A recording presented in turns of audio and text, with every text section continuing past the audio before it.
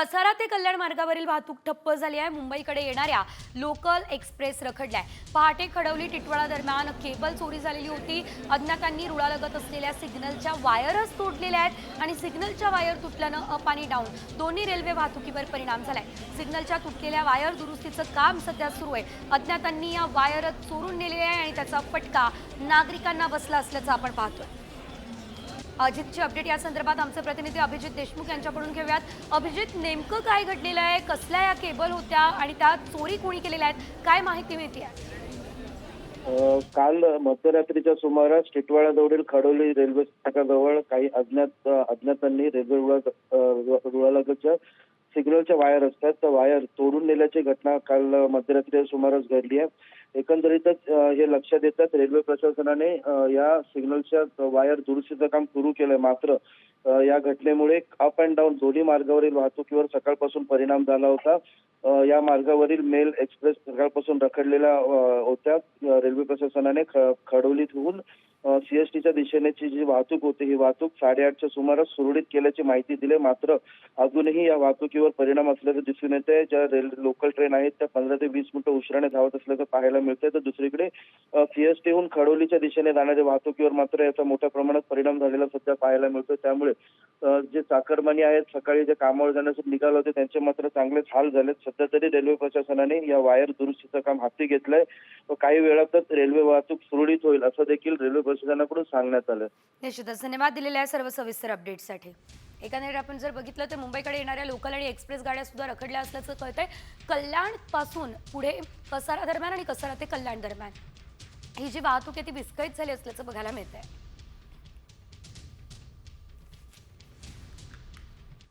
मुंबईच्या तापमानामध्ये सातत्यानं वाढ आहे, त्यामुळे मुंबईकर घामांच्या धारांनी हैराण आहे। वाढत्या तापमानामुळे घामोळी, पुरळ हे येण्याचं प्रमाण वाढलंय। तेव्हा मुंबईमध्ये त्वचा विकाराच्या रुग्णांच्या संख्येत सुमारे 30% वाढ झाली आहे। जीन्स सारखे कपडे घालत असल्यानं मुंबईकरांना मोठ्या प्रमाणात बुरशीजन्य विकार होत आहे। वाढत्या तापमानामुळे सनबर्न होण्याचं प्रमाण वाढलंय। लहान मुलं सतत उन्हात खेळतात, त्यामुळे घामामुळे त्यांच्या अंगावर सफेद डाग दिसताय। काळजी घेण्याचं आवाहन वैद्यकीय तज्ज्ञ करतायत। पाणी जास्तीत जास्त प्या। कलिंगड खा, टरबुजासारखी फळं खा। दिवसातून 2 वेळा साध्या पाण्यानं अंघोळ करा किंवा शरीर ओल्या कपड्यानं पुसून काढा।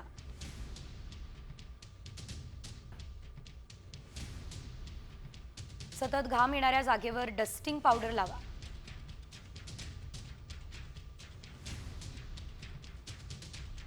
सफेद, सुती आणि सैल कपड्यांचा वापर जास्तीत जास्त करा।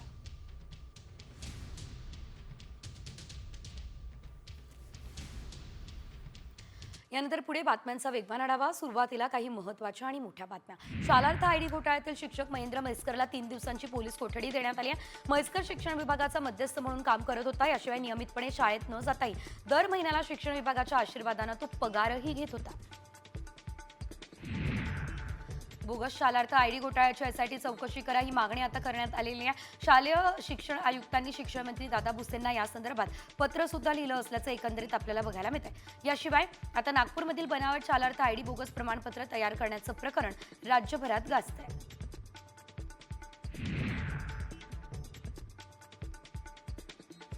बोगस पदव्या प्रकरणामुळे आता एमफिल धारक प्राध्यापक रडारवर आले। प्राध्यापकांच्या पात्रता कागदपत्रांची तपासणी होणार आहे। बोगस पदव्यांच्या आधारावरती पीएचडीला प्रवेश घेतल्याचं प्रकरण उघडकीस आलंय। त्यानंतर यंत्रणा आता सतर्क झालेली आहे।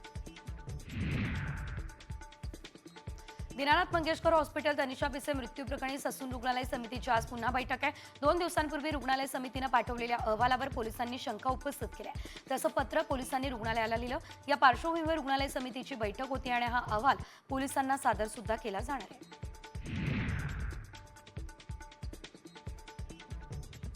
महाराष्ट्रातले प्रसिद्ध न्यूरोसर्जन डॉक्टर शिरीष वळसंगकर यांनी स्वतःवर गोळी झाडत आपलं जीवन संपवलं। त्यामुळे वैद्यकीय क्षेत्रामध्ये मोठी खळबळ उडाली। तर वळसंगकरांनी एवढं टोकाचं पाऊल का उचललं या संदर्भात आता पोलिसांचा तपास सुरू आहे।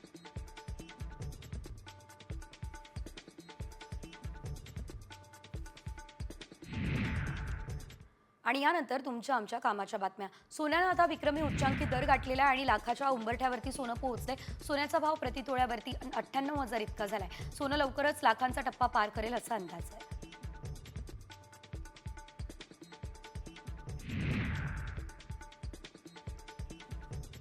आर्ट्स कॉमर्सच्या विद्यार्थ्यांना आता वैमानिक होता येणार आहे. सध्या याबाबत नागरी विमान वाहतूक महासंचालनालयाला विचार सुरू आहे. आजच्या घडीला ज्यांना व्यावसायिक वैमानिक बनायचंय त्यांना आता विमान शाखेतून किमान 12वी उत्तीर्ण असावं अशी अट आहे.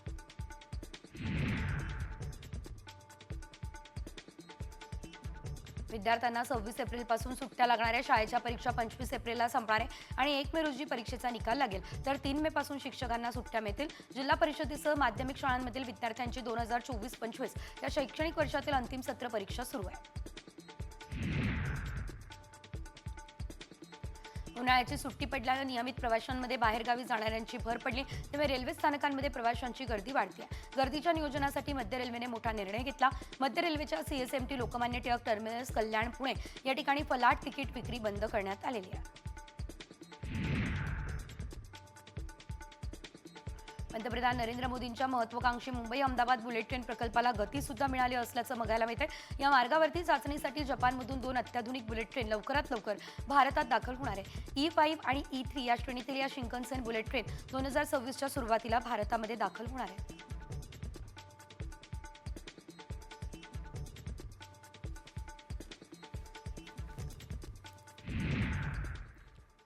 आणि यानंतर बातम्या हवामानासंदर्भातल्या. भारतीय हवामान विभागानं केलेल्या नवीन संशोधनाला एल निनोच्या स्थितीमुळे यावर्षी दक्षिण भारतामध्ये अधिक उष्णतेच्या लाटांचा सामना करावा लागणार असल्याचं कळत आहे. असा अंदाज व्यक्त केला जातोय. एल निनोचे प्रभाव आणि स्थानिक वातावरणीय बदलांमुळे उष्णतेच्या लाटांचं प्रमाण वाढणार आहे.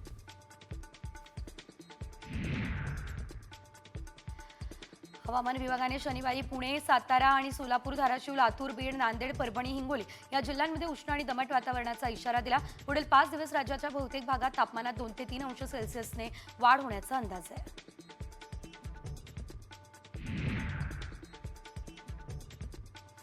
विदर्भातील काही ठिकाणी पारा पुन्हा वर जाऊन उष्णतेची लाट सदृश स्थिती निर्माण होण्याची शक्यता आहे. शुक्रवारी अकोल्यामध्ये सर्वात जास्त 44.2 अंश सेल्सिअस तापमानाची नोंद झाली आहे. मुंबईमध्ये काही दिवसांपासून उष्णतेची लाट सुद्धा बघायला मिळते. मुंबईसह किनारपट्टीवर 33 ते 35 अंशांवर दिसत आहेत. दमट वातावरणामुळे अंगाची काहिली होते.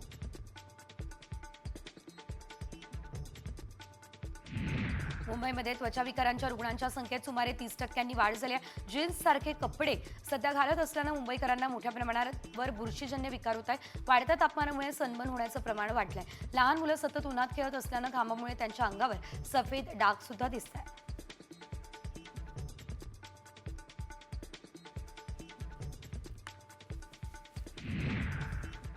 एकीकडे मुंबईमध्ये तापमान वाढतंय तर दुसरीकडे नाशिकमध्ये तापमानाचा पारा पुन्हा वाढलाय. नाशिकमध्ये तापमानाचा पारा 40शी पार गेलेला आहे. नाशिकमध्ये 22 एप्रिलपर्यंत उष्णतेची लाट कायम राहण्याचा अंदाज आहे. हवामान विभागानं हा अंदाज वर्तवला.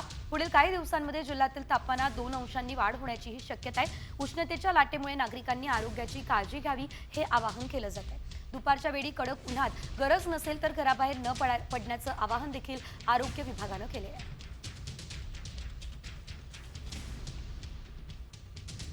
अमरावती जिल्ह्यात पाण्यासाठी 70 गावं तहानलेली आहे. वाढत्या तापमानामुळे जलस्रोत कोरडी पडली आहे. पाणी पुरवठ्यासाठीच्या जिल्ह्यातल्या योजना कुचकामी ठरल्या. मेळघाटामध्ये पाणी टंचाईची तीव्रता अधिक आहे. हंडाभर पाण्यासाठी महिलांची धावपळ दिसते. शासनाकडून 12 टँकर आणि 44 खासगी विहिरींचं अधिग्रहण करण्यात आलेलं आहे.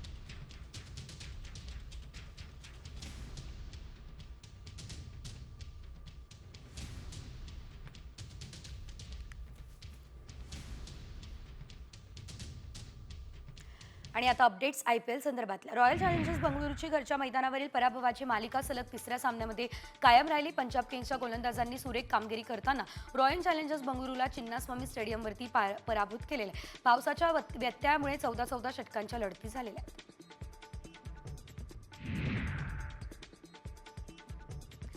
दिल्ली कॅपिटल्स आणि गुजरात टायटन्स यांच्यामध्ये लढत होणारे. गुणतालिकेमध्ये अव्वल स्थान पटकावण्यासाठी हे संघ एकमेकांशी भेटणारे. यंदाच्या IPL मोसमातील दिल्ली कॅपिटल्सच्या झंझावातानं मुंबई वगळता इतर सर्व संघांना पराभवाचं पाणी पाजण्यात आलेलं आहे.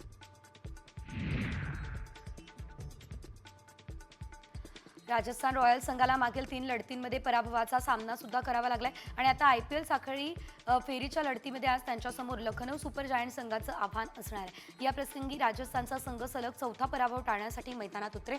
लखनौचा संघ 5व्या विजयाला गवसणी घालण्यासाठी सज्ज आहे. मुंबईच्या मालक नीता अंबानी आणि सनरायझर्स संघाचा खेळाडू ईशान किशन यांचा एक एकत्र फोटो हा सध्या चर्चेचा विषय बनला. ईशान आधी मुंबईकडून सलामीला यायचा, मात्र आता गेल्या लिलावामध्ये त्याला मुंबईनं रिलीज केलेलं होतं. ईशानला टीममधून जरी काढलं असलं तरी देखील त्याला नीता अंबानी यांच्या मनात जागा आहे हे बघायला मिळतंय. पराभवाच्या गर्तेत अडकलेल्या राजस्थान रॉयल्ससाठी आता आणखी एक मोठा धक्का बसण्याची शक्यता आहे. राजस्थानचा कर्णधार संजू सॅमसनला दिल्ली विरुद्धच्या सामन्यामध्ये दुखापत झाली, त्यामुळे तो आगामी सामन्यांमध्ये खेळण्याबाबत साशंकता आहे. असं असल्यानं राजस्थानचा पाय आणखी खोलात गेलेला आहे.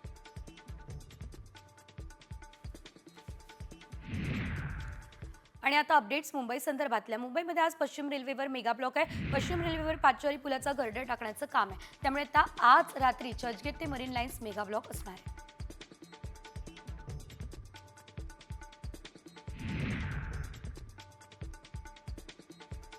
रविवारी मध्य रेल्वेवरती CSMT ते विद्याविहार दरम्यान मेगा ब्लॉक असणार आहे. सकाळी 11 ते दुपारी 4 पर्यंत हा मेगा ब्लॉक आहे. हार्बर मार्गावरती देखील ठाणे ते वाशी सकाळी 11 ते 4 असा मेगा ब्लॉक असणार असल्याची माहिती मिळते.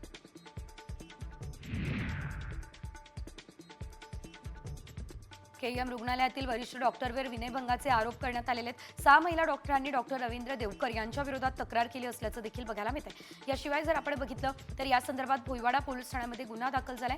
आरोपानंतर डॉक्टर रवींद्र देवकरांना निलंबित करण्यात आलेलं आहे, मात्र डॉक्टरने अटकपूर्व जामिनासाठी सत्र न्यायालयामध्ये धाव घेतलेली आहे.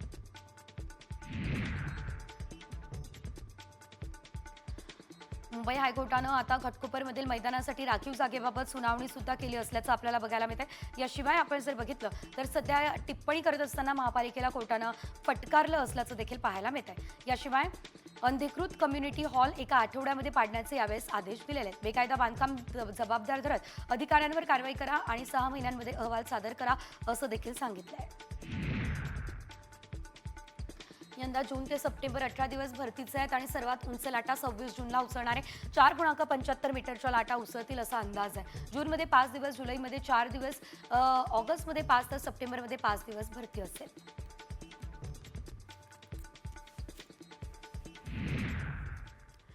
मुंबईनंतर थेट पुण्यातल्या अपडेट. पुरंदर विमानतळासाठी सुरुवातीला ड्रोनने सर्वेक्षण होणार होतं आणि त्यामुळे जिरायती बागायती क्षेत्र किती आहे हे कळेल. आणि कारण अनेक शेतकऱ्यांनी विमानतळाला जागा देण्यास नकार दिला असल्यानं आता 9 मे रोजी ड्रोन सर्वेक्षणाला सुरुवात होईल.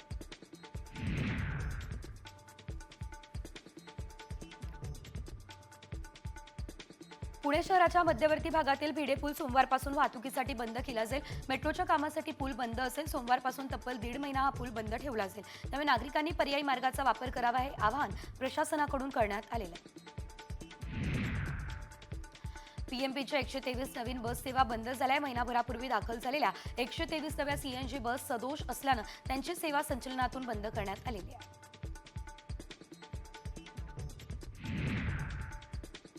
पुण्यात धायरीमधील दुकानावरती भर दिवसा दरोडा घालणाऱ्या 2 आरोपींना अटक करण्यात आली आहे. दरोडा टाकून पोलिसांपासून लपण्यासाठी त्यांनी ससून रुग्णालयाच्या परिसराचा आसरा घेतलाय. पुण्यातील कोंढवा पोलिसांनी धिंड काढत आरोपींचा माज उतरवला. कोंढव्यामध्ये गाड्यांची तोडफोड करून दहशत माजवणाऱ्या आरोपींना 12 तासांमध्ये अटक करण्यात आली. विशेष म्हणजे या आरोपींना पोलिसांनी गुडघ्यावर भर रस्त्यावर चालवलं.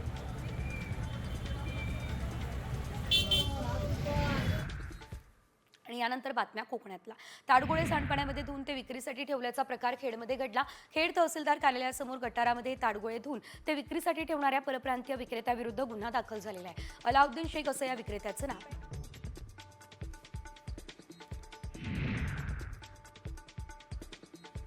रायगडमध्ये शाळकरी मुली सुरक्षित का नाहीत असा सवाल उपस्थित झालेला आहे. कारण 2 दिवसांपूर्वी महाड तळा आणि कर्जतमध्ये अल्पवयीन मुलींचा विनयभंग झालाय. तळा तालुक्यामध्ये 10 वर्षीय मुलीचा विनयभंग झालेला आहे. तर या दरम्यान कर्जतमध्ये शाळेच्या बसमध्ये चालकानं मुलीसोबत अश्लील चाळे केले.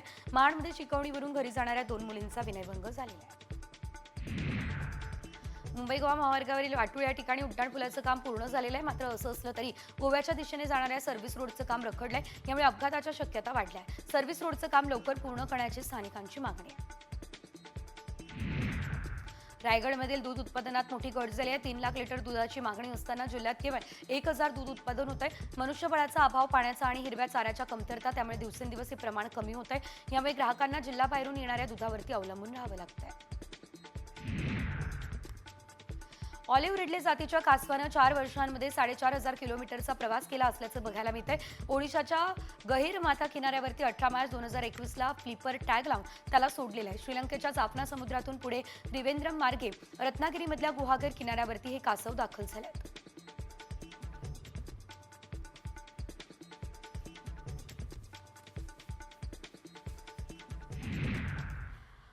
नाशिकमध्ये आगामी सिंहस्थ कुंभमेळ्याची तयारी होतीये. नाशिकच्या विमानतळावरती 15 विमानं हे थांबू शकणार आहे. प्रवासी क्षमता तासी 300हून 1500 पर्यंत नेली जाणार आहे. तर कुंभमेळ्याच्या पार्श्वभूमीवर विमानतळावर 168 कोटी रुपये खर्चून HAL नवीन टर्मिनल इमारत उभारून क्षमतेचा विस्तार केला जाईल. तर 200 कोटी रुपये खर्चून आशिया खंडातील सर्वात मोठ्या नवीन समांतर धावपट्टीचं देखील काम सुरू होईल. सध्या 5 मिनी एअरक्राफ्ट विमानतळावरती थांबतात. यामध्ये आता 15 विमानं थांबू शकतील अशा पद्धतीचं नियोजन केलं जाणार आहे.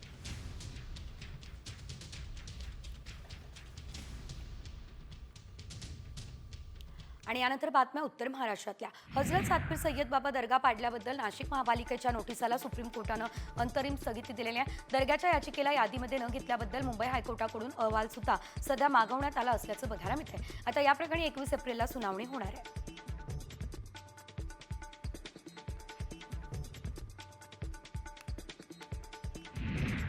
नाशिक शहराला उद्यापासून पुन्हा मनाई आदेश लागू करण्यात येतील. शहरात झालेल्या हिंसाचार, राजकीय घडामोडी आणि महाराष्ट्र दिनाच्या पार्श्वभूमीवर कायदा आणि सुव्यवस्थेचा प्रश्न निर्माण होऊ नये यासाठी आता हा निर्णय घेतला गेला. 19 एप्रिल ते 3 मे पर्यंत शहरात मनाई आदेश लागू राहणार आहेत. चोरट्या पोलिसांसह त्यांच्या साथीदारांना 2 दिवसांची पोलीस कोठडी सुनावण्यात आली. जळगावच्या चोपडा बसस्थानकावर एका शेतकऱ्याचे 35,000 लंपास करणाऱ्या 4 चोरट्यांना पोलिसांनी पाठलाग करत ताब्यात घेतलं. या चौघांपैकी एक जण चक्क ऑन ड्युटी पोलीस उपनिरीक्षकही निघाला.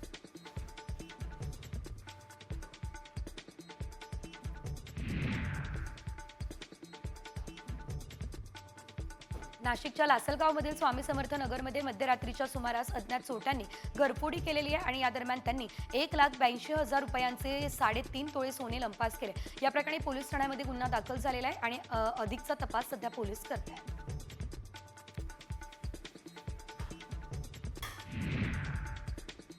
प्रयागराज परेड ग्राउंडमध्ये गोदामाला भीषण आग लागली आहे. महाकुंभमेळा क्षेत्राजवळच्या ग्राउंडला ही आग लागली आहे. भीषण आगीचं परिसरात धुराचे लोट पसरले. आग विझवण्याचा प्रयत्न सध्या सुरू असल्याचं बघायला मिळतंय. भीषण आगीने परिसरात धुराचे लोट दिसत आहे. प्रयागराज या ठिकाणी आता ही आग लागलेली आहे. गोदाम पेटलेलं आहे. कुंभमेळा क्षेत्रामध्ये ही आग लागलेली आहे.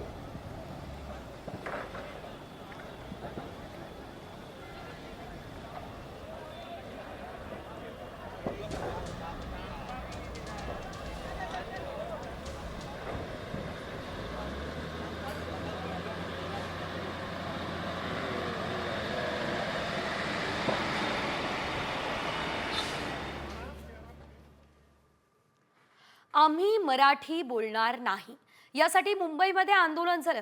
होय, मुंबईमध्ये आंदोलन केल्याचा व्हिडिओ व्हायरल झालाय. पण खरंच मुंबईमध्ये मराठी विरोधात आंदोलन झालंय का?